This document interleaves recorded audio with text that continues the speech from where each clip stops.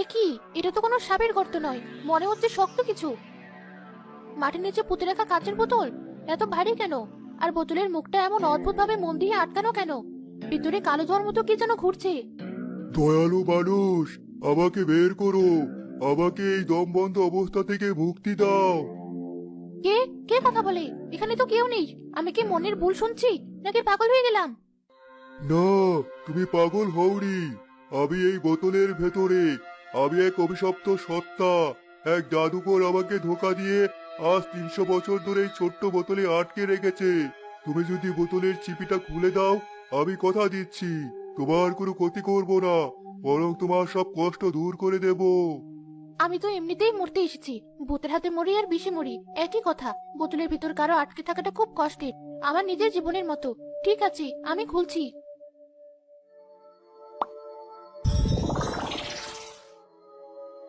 আহ, কতদিন পর মুক্ত বাতাস। হা হা হা হা, স্বাধীনতা। তোমাকে অনেক ধন্যবাদ মানবী। তোমার নাম কি? আমার নাম রূপা। আপনি কে? এত বড় শরীর নিয়ে আপনি ওটুকু বোতলে ছিলেন কিভাবে? আমি শের খান। জাদুর কারণে আমি ছোট হয়েছিলাম। তুমি আমাকে মুক্ত করেছো, তাই আমি এখন তোমার গোলাম। বলো, তোমার কি চাই?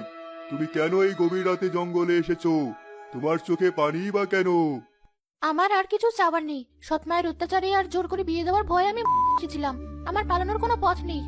ছি ছি, জীবনে তো সস্তা নয়। আর আমি থাকতে তোমার মরে যাওয়ার কোনো দরকার নেই।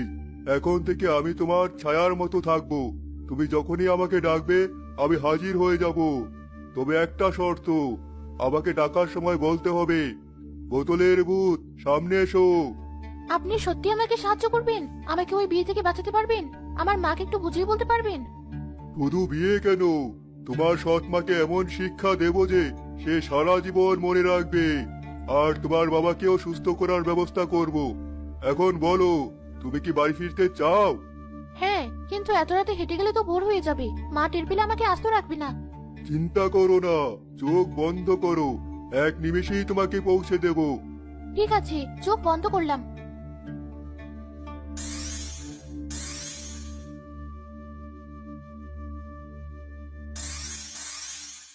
বাদল ভাই, ও বাদল ভাই। কি হয়েছে শিকদার ভাই? সাত সকালে এমন চিৎকার করছেন কেন? টাকা পয়সা সব ঠিক আছে তো? আজই তো কাবিন হওয়ার কথা। কাবিন আর হবে না ভাবি, সব শেষ। চৌধুরী সাহেবের ছেলেটা কাল রাতে হঠাৎ করে মারা গেছে। ডাক্তাররা অনেক চেষ্টা করে বাঁচাতে পারেনি। কি বলছেন এসব? বিয়ে ভেঙে গেল মানে? তাহলে আমার ওই 5 লাখ টাকার কি হবে? আমরা তো সব আয়োজন করে ফেলেছি। আমার তো সব ক্ষতি হয়ে গেল। একটা জলজন্ত মানুষ মরে গেল, আর আপনি আছেন টাকার চিন্তায়। আজব মানুষ তো আপনি। আমি চললাম, ওই বাড়িতে অনেক ঝামেলা।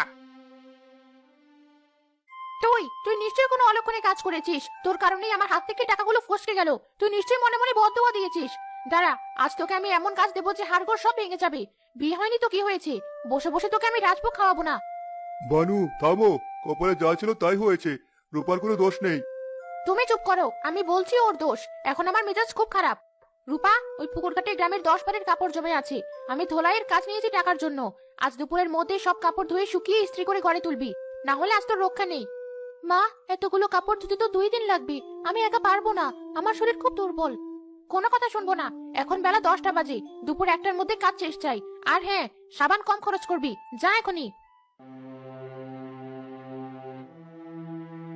এত কাপড় আমি একা কিভাবে ধুবো?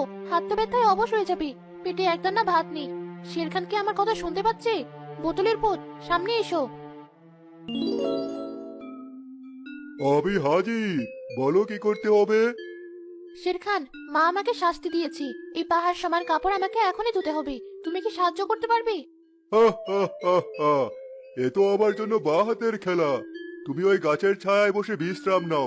তোমার চোখে ঘুম, তুমি একটু ঘুমিয়ে নাও। কিন্তু কেউ যদি দেখে ফেলে, মা যদি চলে আসে?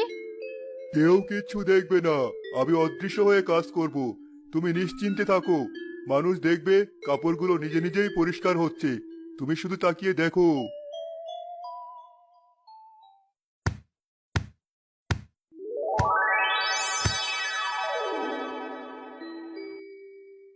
উঠো রূপা, সব কাপড় ধোয়া শেষ, শুকানোও শেষ, এমনকি ভাঁজ করেও রেখেছি। এ তো অবিশ্বাস্য। এত কম সময়ে এত কাজ! কাপড়গুলো তো নতুনের মতো চকচক করছে। ধন্যবাদ শেরখান। ধন্যবাদ দেওয়ার দরকার নেই। এখন বাড়ি যাও, তোমার মায়ের চোখ কপালে ওঠার ব্যবস্থা করেছি। কি রে, এত তাড়াতাড়ি ফিরে এলি যে? কাজ না করে চলে এসেছিস? আজ তোকে আমি জ্যান্ত কাপড় দেবো। না মা, সব কাপড় ধোয়া হয়ে গেছে, শুকিয়ে ভাঁজ করেও এনেছি। এই দেখো। কি, এত তাড়াতাড়ি সব কাপড় ধুয়ে আনলি কি করে? দেখি তো। এ তো দেখি সত্যিই ধোয়া, কোনো দাগ নেই, একদম ঝকঝকে। তুই জাদুকর নাকি? নাকি কাপড় না ধুয়েই অন্য কারো কাপড় চুরি করে এনেছিস? না মা, আমি নিজেই ধুয়েছি। বুঝলাম, শরীরে অসুরের শক্তি হয়েছে তোর। ঠিক আছে, কাপড় ধুয়েছিস তো কি হয়েছে?